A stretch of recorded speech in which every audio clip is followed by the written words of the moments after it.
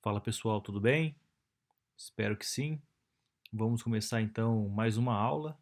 Dessa vez um pouquinho diferente, dessa vez é uma revisão para a prova.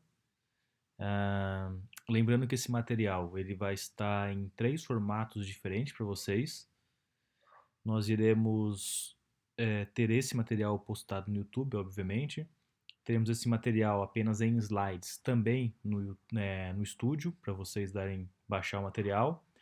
Lembrando que toda aula essa aula está sendo retirada fragmentos de outras aulas.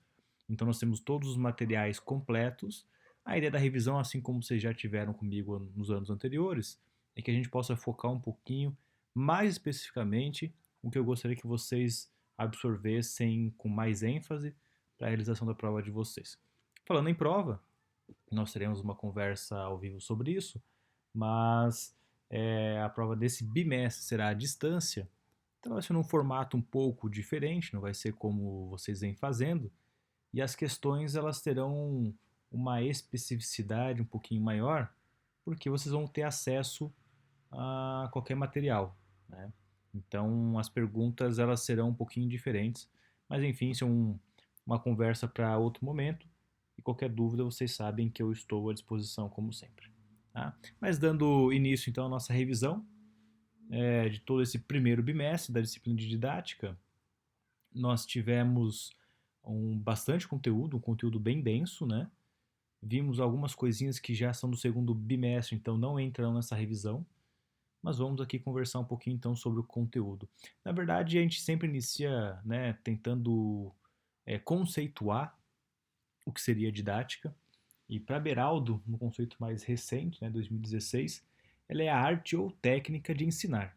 É a parte da pedagogia que se ocupa dos métodos e técnicas de ensino destinados a colocar em prática as diretrizes da teoria pedagógica.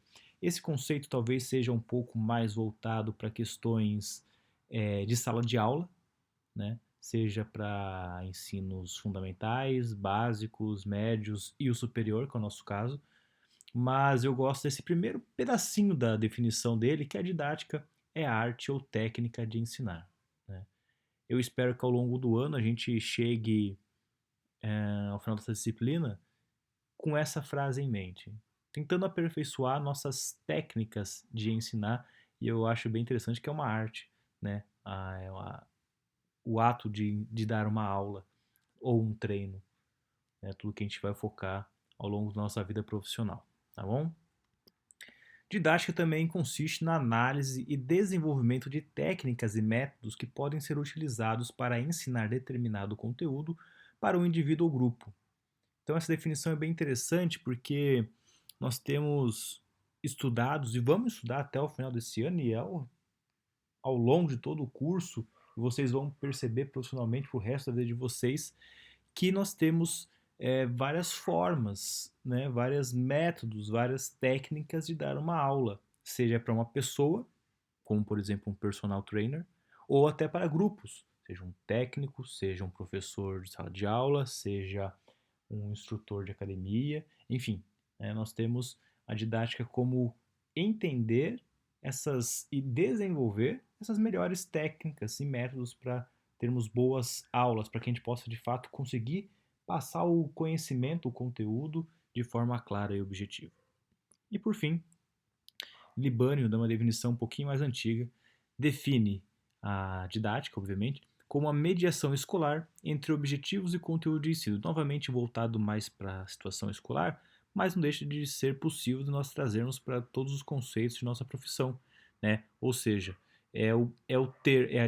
o meio termo entre o que nós temos como objetivo ao final daquela aula, daquele treino, daquela atividade e como a gente vai passar isso, né? Então, se a gente tem um objetivo final ao final de uma aula, de um treino, de uma atividade, de um final de semana, enfim, do que a gente quiser, a gente tem que saber como nós vamos passar isso, como nós vamos transferir esse conhecimento, que técnica, qual a didática para isso, tá ok? Então, esses três conceitos são bem importantes e já partindo para didáticas antigas, foi a nossa primeira aula, tá? Primeira ou segunda aula. A primeira aula foi uma introdução, na segunda aula a gente de fato fomos ao conhecimento.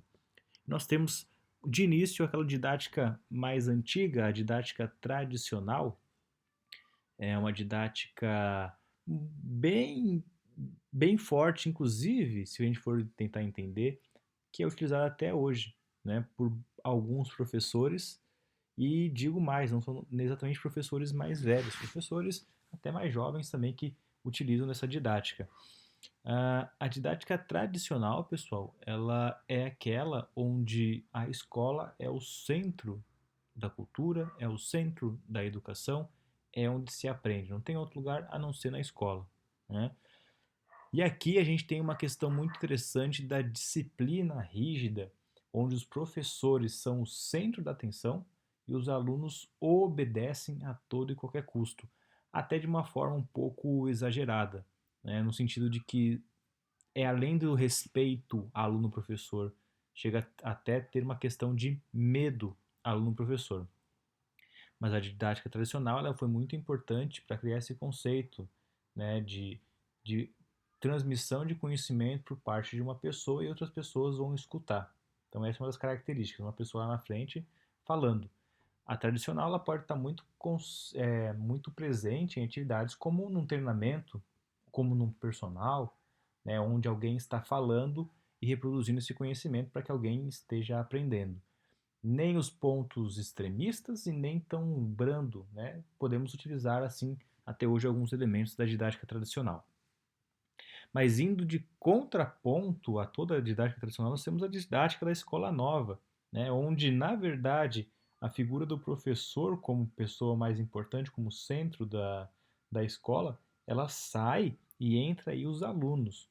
O foco da atividade são sempre os alunos, tentando entender as particularidades dos alunos e a aula como uma grande experiência, né, como algo, como uma vivência para aprender, sem ter necessariamente que passar um conteúdo pré-determinado, onde a criança ou adolescente vai lá e aprende da forma que ele tem mais interesse ou mais facilidade. Então, como eu falei, ela passa a ser a criança. A didática da escola nova ou escola novista, ela é muito bacana, mas eu falei em aula e repito, ela é quase que utópica, né? Porque nós temos um sentido praticamente de quase que de um mundo imaginário onde isso pode dar certo. É muito difícil numa sociedade onde a gente vive, de cobrança, de realidade, que tudo isso funcione. Mas alguns elementos da escola nova são muito bons se nós formos levar em consideração que é importantíssimo nós entendermos a individualidade de cada aluno no momento de aula, no momento de prova, de avaliação. Nós já estudamos sobre avaliação, conteúdo que é do segundo bimestre, mas iniciamos agora, né, como fazer uma boa avaliação. Tudo isso perpassa pela individualidade. Como é que eu vou dar uma aula se levar em conta que cada um tem as suas particularidades, né? É claro que, novamente, isso é difícil se eu for pensar que muitos professores têm às vezes 50, 60, 70 alunos em sala de aula, mas não deixa de ser interessante que mesmo assim os professores entendam que terão alunos que vão receber aquela informação de formas diferentes. Tem alunos que aprendem mais observando, outros escutando, outros anotando e outros fazendo as três situações, né? Então, são meios que o professor deve levar em consideração que vai ter vários tipos de aluno em sala de aula, né? O ponto negativo é justamente essa questão do afrouxamento, né? Por isso que, na verdade, assim como religião, como política, eu acredito que a didática, os métodos didáticos mais antigos e mais atuais, eles têm pontos positivos e negativos e nós não devemos ser radicais em nenhum deles, e sim aproveitar o que tem de bom em cada uma desse tipo de didática. E para concluir as didáticas mais antigas, nós temos a tecnicista. E é aqui não é nem o professor, nem os alunos, e sim o método de ensino é o foco, é o principal, é o mais importante. Vejam, então nós temos três métodos bem interessantes, três didáticas bem interessantes, e cada uma compreende o método de dar uma aula, ou melhor, de transmitir o conhecimento de formas diferentes, né? Então, se uma foca no professor, outra foca nos alunos, essa aqui foca na importância de como passar isso, né? Ela, de novo, ela esquece um pouquinho dos alunos, ela também, o professor às vezes não é tão importante, sim o conteúdo, mas o conteúdo, a didática em si, ela é fundamental. Eu entendo que essas três didáticas, elas se complementam. Se você for trazer para a atualidade, seria o importante: o respeito pelo professor, o respeito pelo aluno, o respeito pelo método, pela didática utilizada em sala de aula. E nós temos um quadro bem interessante aqui. Esse quadro eu recomendo que vocês estudem bastante ele, porque ele traz um grande resumo de como cada um desses elementos que estão na nossa esquerda no quadro se entende, se compreende dentro dessas outras das três didáticas: da tradicional, da escola nova e da tecnicista, né? Vamos pegar um exemplo ali. O aluno na didática tradicional, ele é visto como depósito de informação, ou seja, vai memorizar, memoriza. Na escola nova é o contrário. É ele quem aprende pela descoberta e por experiências e iniciativa pessoal. É um sujeito ativo. E na tecnicista ele aprende por meio de estímulos e reforço. Ele não tem que pensar muito, né? É privado de senso crítico e deve seguir à risca manuais e instruções, porque a técnica é o mais importante. Bem que interessante esse quadro, ele resume de forma bem clara tudo que a gente viu até agora, tá bom? Mas aí nós temos também, isso historicamente foi evoluindo, foi mudando, foi se desenvolvendo, nós temos algumas didáticas mais atuais, que basicamente elas têm como objetivo construir novos conhecimentos, formando novos alunos críticos que compreendam as informações como provisórias e inacabadas. Isso implica práticas pedagógicas que estimulem a análise e a capacidade de refletir, de estudar e instigar o aluno a reconhecer a realidade. Vivemos numa era onde tem muitas informações, né? Basta você acessar Google, acessar YouTube, que você vai receber, vai ser bombardeado por informações até no WhatsApp diariamente, né? Então, os objetivos das didáticas atuais, dos meios de ensinar hoje, é fazer com que os alunos recebam essa informação e reflitam sobre ela, né? Então, ali, ó, compreendo as informações como provisórias e inacabadas, ou seja, o que eu estou falando para vocês não é verdade absoluta e nem o fim. Pelo contrário, é um caminho para que vocês busquem novas informações, tá? É um processo. O professor não é exatamente o dono da verdade, é apenas alguém que conhece algo e está transmitindo esse conhecimento para que esses alunos reflitam sobre isso e, a partir disso, busquem mais informações, ok? Então, esse é o foco das didáticas atuais. E nós temos alguns elementos que compreendem as didáticas atuais. Nós vamos ver três mais específicos. O primeiro deles é a visão sistêmica, que basicamente é ter a visão do todo, compreender o todo, enxergar o todo, analisando as partes que formam essa situação. Eu trouxe vários exemplos em sala de aula para a nossa profissão, para as nossas áreas dentro da nossa profissão, seja na academia, na escolinha, no clube, na escola, na faculdade. Nós devemos entender tudo o que acontece ao nosso redor, todos os profissionais que fazem parte. Nós falamos muito de multidisciplinaridade hoje em dia, então entender tudo que nos cerca, né, enquanto profissional de educação física, que você vai dar um teu treino e não é só o treino, né, porque tem o fisioterapeuta, tem a comissão técnica, tem a imprensa, tem a torcida, tem o jogador, quantas coisas que interferem, na verdade. Então a visão sistêmica ela entra justamente nesse sentido para nós termos nossa didática cada vez melhor, entender tudo o que acontece e tudo que nos cerca, né? Mais algumas definições sobre visão sistêmica, isso aqui é importante também.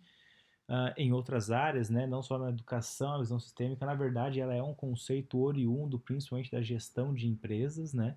Dentro da empresa, a importância dos profissionais conhecerem tudo que os cercam para, inclusive, poderem crescer dentro desse ambiente. E nós temos, na sequência, a abordagem progressista, ela é muito próxima, similar à escola nova, em um conceito também quase utópico e bonito, né? Da transformação social através da educação, onde as pessoas devem ser mais críticas e reflexivas sobre as suas ações nesse nosso mundão. O grande pensador dessa abordagem mais progressista é Paulo Freire, inclusive para quem teve a oportunidade de ver aquela mensagem feita por nós professores do curso de Educação Física, os três primeiros quadrinhos que fala da educação, é uma frase, uma das centenas e ótimas frases de Paulo Freire, que é um dos grandes pensadores, educador, pedagogo, filósofo aqui do nosso país, né? Que a educação não muda o mundo, a educação muda pessoas e pessoas, por sua vez, mudam o mundo. Eu acho essa frase sensacional e é isso que a gente está tentando passar, né? Eu acho que essa é a grande função do professor hoje em dia e é uma grande ideologia da abordagem progressista, ensinar para que as pessoas continuem ensinando e assim a gente vai mudando o mundo. Eu falei isso no passado para vocês. Toda vez que eu falo sobre pessoas com deficiência e esporte, eu estou mudando a mente de algumas pessoas que logo vão mudar a mente de outras pessoas e de outras pessoas e de outras pessoas e consequentemente nós vamos diminuir o preconceito, diminuir a desigualdade através de pequenas ações e eu acho que nós devemos entender a abordagem progressista dessa forma. A educação, o treino, a atividade física, tudo que a gente faz na nossa profissão como uma grande diferença social. E por fim, não menos importante, o ensino com pesquisa. Eu considero hoje a ciência como passo fundamental para que a gente possa ter boas didáticas. Digo isso porque nossa profissão especificamente sofre com preconceitos diários e por isso que eu digo que é fundamental que nós façamos e tomemos todas as nossas ações profissionais em qualquer área que seja da educação física através da ciência e menos achismo. Não é porque você fez 10 anos de academia que você sabe tudo. Vamos trabalhar com ciência. Não é porque você jogou bola desde criança que você entende tudo de futebol. Vamos trabalhar com ciência. Senão, vocês não precisariam estudar 4 anos, depois fazer pós-graduação, especialização, mestrado, doutorado, pós-doutorado. Né? Bastaria ter a vivência que vocês tiveram ao longo da vida. Não que o trabalho e a prática não sejam fundamentais, é óbvio que são, eu prezo muito por isso, mas a pesquisa, a ciência, o estudo, ele é fundamental. Tá bom? Então, nós inclusive vamos falar um pouquinho mais sobre isso. E o ensino com pesquisa, ele não está restrito apenas à leitura de artigos e livros científicos. O ato de pesquisar é o ato de, por exemplo, ir ao Google, ir à internet, ver vídeos no YouTube. Tudo isso é buscar informação, sempre sabendo discernir entre o que é ciência e o que é achismo. Mas a pesquisa ela pode ser feita de várias e várias formas. Né? Entrando um pouquinho na formação do profissional de educação física, nós temos o bacharelado de educação física, que é o que vocês estão fazendo, temos a licenciatura, que também é muito importante, aconselho que vocês façam ao concluir o curso de educação física. Pós formação de bacharelado, nós temos a especialização, depois da especialização nós temos o mestrado, depois nós temos o doutorado, e durante todo esse processo nós temos os cursos que podem ser feitos, né? Isso antes mesmo de nos formar. O recado que eu queria deixar aqui, antes de entrarmos no próximo assunto, que embora seja breve essa parte, é que nós continuemos sempre nos especializando, que a formação seja sempre contínua ou continuada, que nós não paremos nunca de estudar. Isso é fundamental, tá? E de produzir conhecimento, tão importante quanto, ok? O último assunto, né, para concluir esse primeiro bimestre, é a questão do planejamento. O planejamento ele pode ser visto e compreendido de várias formas diferentes. Nós vamos trabalhar com planejamento pedagógico, estratégico e esportivo como base, e eles derivam-se em várias outras formas de planejamento que nós vamos estudar algumas delas, algumas não vamos nos focar, porque são objetivos e focos e objetos de outras disciplinas, ok? Mas Gadot, lá em 2006, ele define para a gente o planejamento como uma tarefa docente que inclui tanto a previsão das atividades didáticas, quanto a revisão e adequação dos objetivos propostos no processo de ensino.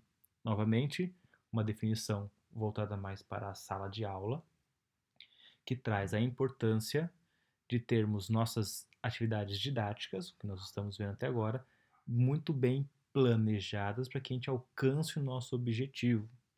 Não adianta de nada termos ótimas didáticas se não sabermos ou soubermos de onde nós estamos e de onde nós gostaríamos de chegar. Tá? Isso é planejar, planejamento. Pegar o que você tem de didática, seu conhecimento, suas atividades e se adequar aos objetivos que você quer ao longo desse processo.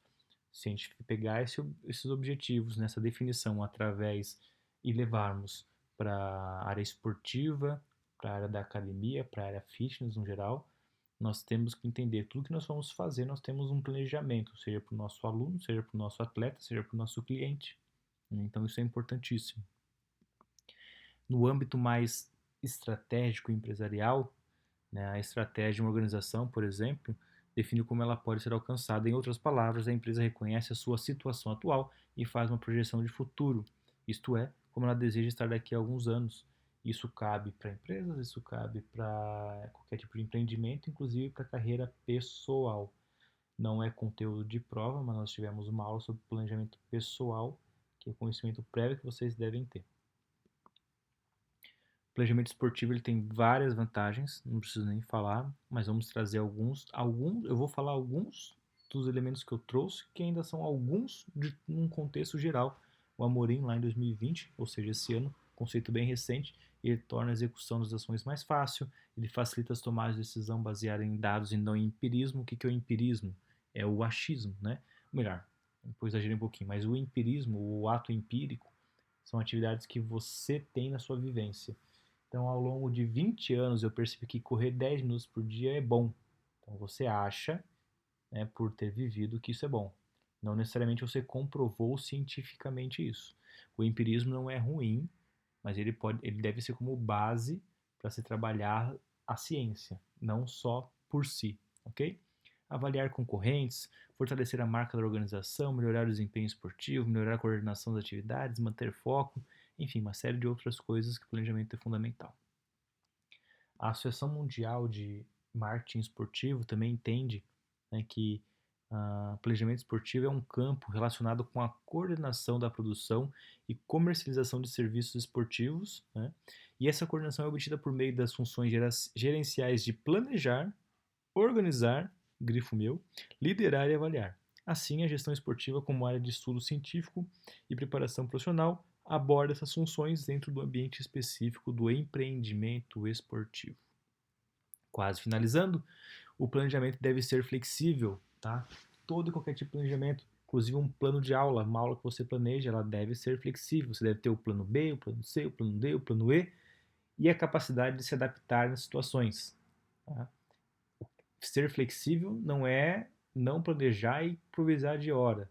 É se planejar, ter uma base e, se precisar, se tornar flexível, adaptar-se.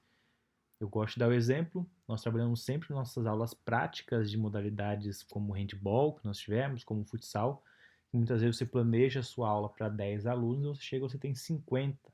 Então você precisa tornar o teu plano de aula flexível a ponto que, se você precisar, você pode adaptar. Nós temos vários exemplos de planejamento dentro da nossa área. Nós temos o plano escolar, o plano de ensino, o plano de aula, o plano de treino, o plano de ação e a periodização. A periodização talvez seja um dos planejamentos mais famosos e mais utilizados no âmbito esportivo por atletas, por clubes, principalmente pelos técnicos, mas nós não vamos entrar aqui em grandes definições de periodização, embora tenha um material que eu trouxe para vocês um pouco mais completo, porque a periodização ela cabe para outras disciplinas que vão focar em especialidades e especificidades de algumas modalidades esportivas. Tá bom? Mas a periodização é um grande exemplo de planejamento. Meus queridos, era isso que eu queria trazer para vocês nesse primeiro momento. A revisão, ela, como eu falei, vai estar em outros suportes, outras mídias. E além disso tudo, eu estarei à disposição de vocês para tirar dúvida para a nossa prova. Tá bom? Em um momento específico, nós vamos explicar como é que vai funcionar a prova nesse primeiro bimestre, uma prova remota. E depois, nos próximos bimestres, tende a voltar ao normal. Tá bom? Então, um grande abraço a todos. Qualquer dúvida, eu estou à disposição. Era isso por hoje. Fiquem com Deus e até mais.